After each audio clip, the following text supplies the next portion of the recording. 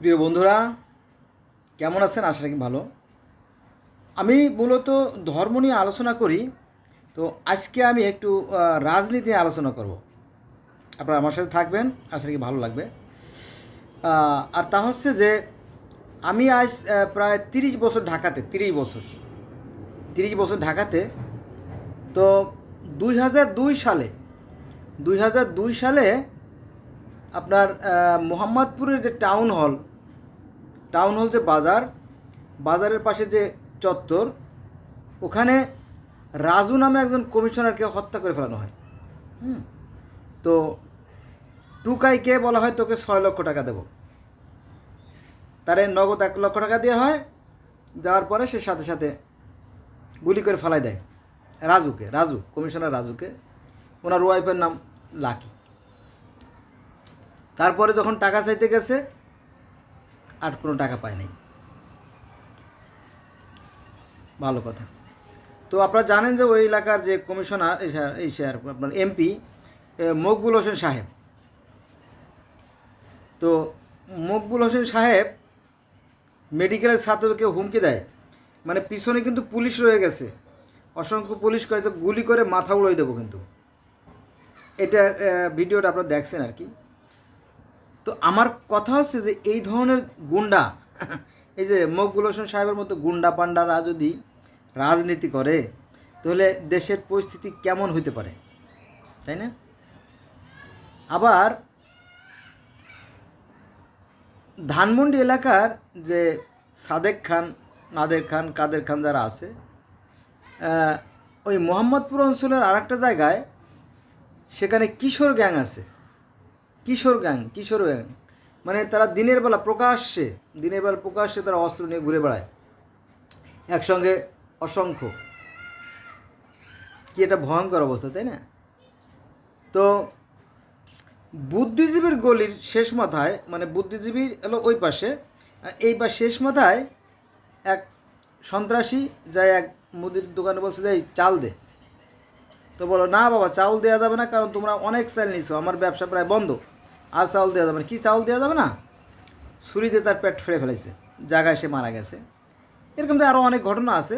যাক, তো এটা হচ্ছে খুনের রাজনীতি, কিন্তু কিছু হয় নাই। পরবর্তীতে পরবর্তীতে আপনার অর্থাৎ 5/8/2024 সালে প্রধানমন্ত্রী চলে যাওয়ার পরে আবার মোহাম্মদপুরে একসাথে দুইটাকে হত্যা করা হয়েছে।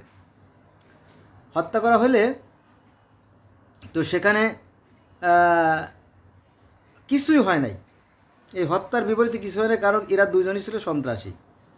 কারণ মোহাম্মদপুরে তাদের বিরুদ্ধে অনেকগুলো মামলা আছে, প্রায় ডজনখানেক, বোঝা গেছে? তো এই হত্যা, খুন, গুমের রাজনীতি, মানুষ তো আতঙ্কগ্রস্ত, তাই না? আচ্ছা, এবার আসেন পুরন ঢাকার হাজী সেলিম সাহেবকে কে না জানে? হাজী সেলিম সাহেবকে কে না জানে? সবাই চেনে, তাই না? তার ছেলের কর্মকাণ্ড সবাই জানে, তার কর্মকাণ্ড সবাই জানে। হ্যাঁ। তো এই সমস্ত লোকরে ভোট দেয় কারা?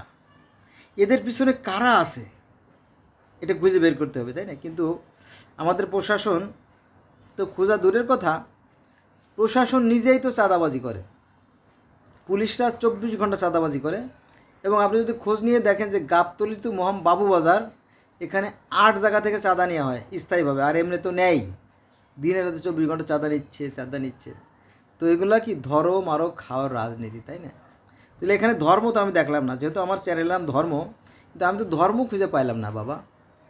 আচ্ছা, এবার আসেন কামরাঙ্গীরচরে যে কামরুল ইসলাম, এমপি কামরুল ইসলাম সাহেব, উনি খুব বিখ্যাত ব্যক্তি। তো ওনার বিরুদ্ধে গম চুরির অভিযোগ আছে। শুধু এখানেই শেষ না, সেখানে আপনার ওই যে লাইনম্যান থেকে যে চাঁদা আদায়ের ব্যাপারটা, ওনার যে কিছু ভিডিও আছে আর কি, রেকর্ডিং আছে, ওগুলো কিন্তু আপনার দেখবেন যে ইউটিউবে আছে, যদি আপনারা খোঁজ করে দেখেন। তো এই ধরনের মনে করতে গুন্ডা পান্ডা সন্ত্রাসী তাই না, মাস্তান, এরা যদি দেশের কর্ণধার হয়, সে দেশটা কীভাবে কল্যাণ লাভ হয়? সম্ভব না, তাই না? আচ্ছা, এবার মূল কথা আসে, আজকের যে ভিডিও, যে মূল কথা হলো যে এটা হচ্ছে আপনার 2000 6/7 2006 থেকে 9 সালের ঘটনা। কুমিল্লার তিতাসের এক ভদ্রলোক, উনি হচ্ছে 27তম BCS মেধা তালিকায় স্থান পাইছিল। ওনার নাম সরকার রিফাত বরকতুল্লাহ। খুবই ভদ্র, অমায়িক একজন ডাক্তার। ওনার সাথে আমি দীর্ঘদিন কাজ করছি ডাক্তারের সাথে, মেডিকেল অ্যাসিস্ট্যান্ট হিসেবে। তো এই ভদ্রলোক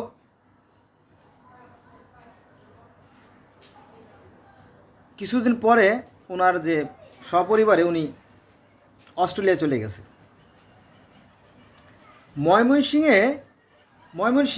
ময়মনসিংহে একজন ডাক্তার ছিলেন, ডাক্তার ফারজানা আমিন, উনিও আমেরিকাতে চলে গেছেন। ফরিদপুরে একজন ডাক্তার ছিল উম্মে হানি, তিনিও আমেরিকাতে চলে গেছেন। তো এই মেধাগুলো বিদেশে চলে যায়। এরকম তো আরও শত শত হাজার হাজার হয়তো তালিকা দেওয়া যেতে পারে, কিন্তু দিয়ে কি লাভ হবে, তাই না? তো এই মেধাগুলোকে আমরা ধরে রাখতে পারি না। কোনো এক বছরে বরিশালে একটা জরিপ করা হলো, তো সেখানে দেখা গেল যে শিক্ষিত লোক আর রাজনীতি করতে আসে না। বিভিন্ন ধরনের মামলা মোকদ্দমার আসামি, গুন্ডা পান্ডা, মাস্তান, সন্ত্রাসী, চাঁদাবাজি, তারা হয় কি ক্যান্ডিডেট, তারা হয় পদপ্রার্থী। কেমন আজব দেশে আমরা বাস করি, অথচ আমরা দাবি করি আমরা মুসলমান। ঠিক আছে, এখন আসে তো আমরা দাবি করতে পারি যে এই নির্বাচনে ডক্টর, ইঞ্জিনিয়ার, প্রফেসর, সাহিত্যিক, সাংবাদিক, কবি, শিল্পী, তাই না, এরা কিন্তু আসতে পারে, কিন্তু আসে না, সব গুন্ডাপান্না। ফলে যা হওয়ার তাই হচ্ছে। সমাজের কোনো উন্নতি অগ্রগতি হচ্ছে না, বরং সমাজে যারা ভদ্র এবং সভ্য লোক তারা চলে যাচ্ছে স্টুডেন্ট ভিসা নিয়ে বিদেশে, Canada, Australia, Indonesia, Malaysia, Japan, চীন, থাইল্যান্ড, হংকং, সব জায়গায় চলে যাচ্ছে তারা। আমি কোনো একদিন ঢাকা বিশ্ববিদ্যালয়ের ভিতরে বসে বসে কথা বলতেছিলাম। তো ঢাকা বিশ্ববিদ্যালয়ের ভিতরে কথা বলার সময় একজন ডিবির সাথে পরিচয় হলো, ডিবি ওমর ফারুক।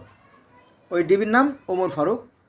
তো উনি বলতেছিল যে আমি পূর্ব তিমোরে গিয়েছিলাম। পূর্ব তিমোর বলতে আপনার যে মালয়েশিয়া, ইন্দোনেশিয়ার পাশে একটা দেশ আছে বাংলাদেশের মতোই, তারাও আমরা যেমন ভারতের সাথে যুদ্ধ করে বা পাকিস্তানের যুদ্ধ করে আমাদের স্বাধীন করছি না, তো ঠিক ওরকম মালয়েশিয়ার সাথে তারা যুদ্ধ করে তাদের দেশটা স্বাধীন করছে।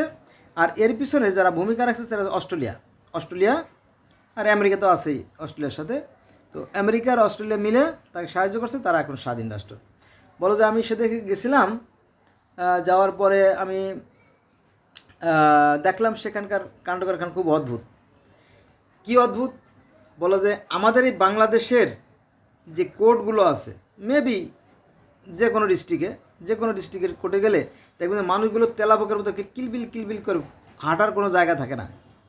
কারণ ওখানে আপনার যত রকম মিথ্যে মামলা, যত জটিলতা সেখানে আছে, কুটিলতা সেখানে আছে, এবং কিভাবে পাবলিকের পকেট খালি করে তাকে পথের ফকির বানাই দিয়েছে, সেই ব্যবস্থাগুলো সেখানে যথেষ্ট পরিমাণ আছে। আমি জানি, আপনারা যদি দলিল চান আমার কাছে আছে, যদি কেউ জানতে চান বিষয়টা, ঘটনা সত্যি। আর আমাদের বাংলাদেশের যে জজ কোর্ট বলেন, সেখানে তো আরও কঠিন অবস্থা, হাজার হাজার লাখ লাখ লোকের সমাগম সেখানে। ঠিক আছে, তিল পরিমাণ ঠাঁই নাই। প্রায় 26 থেকে 27 হাজার উকিল। আপনার ঢাকার জনসন রোডে যে CMS আছে আর কি কোর্ট আছে, সেটার কথা বলছি, প্রায় সেখানে 26 থেকে 27 হাজার উকিল আছে। বিশাল ব্যাপার, চিন্তা করেন, এত লোক যদি একটা কোর্টের সামনে হাঁটে তাহলে সে জায়গার অবস্থা কি হতে পারে। এই হলো অবস্থা, বোঝা গেছে। আর এই 26 হাজার উকিলের পিছনে আরও মক্কেল আছে, আর এক একজন উকিলের পিছনে 2-4 জন করে অ্যাসিস্ট্যান্ট আছে, তাই না? একটা ভয়ঙ্কর অবস্থা। আর অধিকাংশ মামলায় মিথ্যে। আর যদি সত্য মামলা হয় তো কথাই নাই, একেবারে তার রস বের করে তাকে পথের ফকির বানায় ছেড়ে দেয়। এটাই নিয়ম। কিন্তু যেটা বলছিলাম যে পূর্ব তিমুরে কিন্তু ওই সমস্ত নাই। কেন জানেন? কারণ কারো বিরুদ্ধে যদি অভিযোগ করা হয় ওই দেশে পূর্ব তিমুরে কারো বিরুদ্ধে অভিযোগ করতে গেলে তো একদল নিরপেক্ষ টিম আছে, তারা তদন্ত করে। নিরপেক্ষ টিম তদন্ত করার পরে যদি তারা সেটা সত্য প্রমাণিত হয়, অর্থাৎ যদি কোনো বাদী কোর্টে অভিযোগ করে, তাহলে তাকে তথ্য প্রমাণের ভিত্তিতে অভিযোগ করতে হবে। এবং নিরপেক্ষ তদন্ত কমিটি, বেশ একটা বড় কমিটি, সেই কমিটিটা সেই বিষয়টা যাচাই করবে এবং যাচাই করার পরে যদি দেখে যে লোকটা সত্যি দোষী, তখন তাকে অ্যারেস্ট করবে এবং একবারই করবে, সেই যে করবে আর ছাড়বে না। অথবা যদি তার শাস্তি যদি লঘু হয়, তাহলে তাকে সে নির্দিষ্ট পরিমাণ সাজা ভোগ করে তাকে ছাড়বে।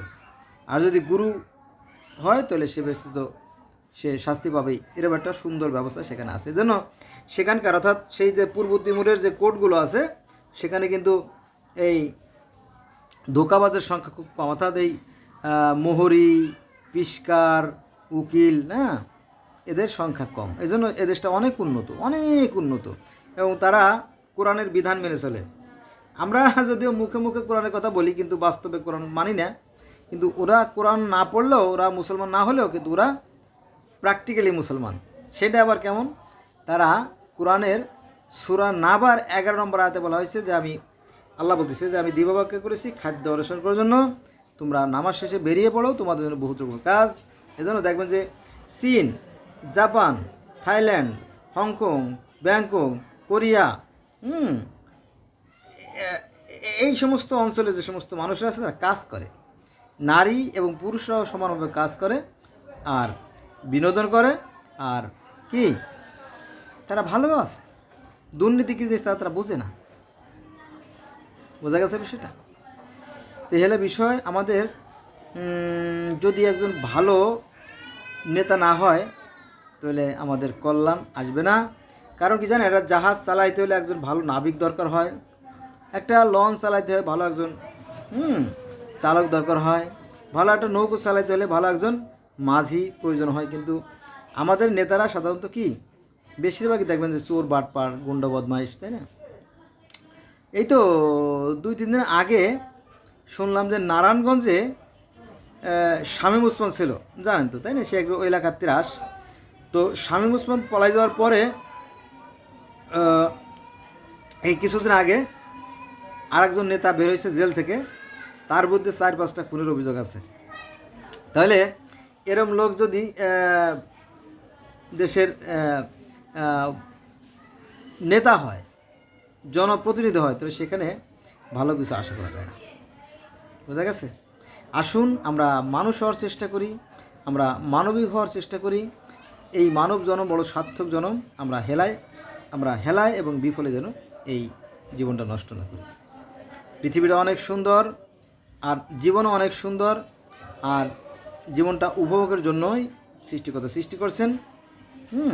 খাও দাও, ফুর্তি করো, তবে হ্যাঁ, সীমা লঙ্ঘন করো না, আমার কথা ভুলে যাও না। এটা হচ্ছে সৃষ্টিকর্তার নির্দেশ। আজকে পর্যন্তই। আল্লাহ হাফেজ।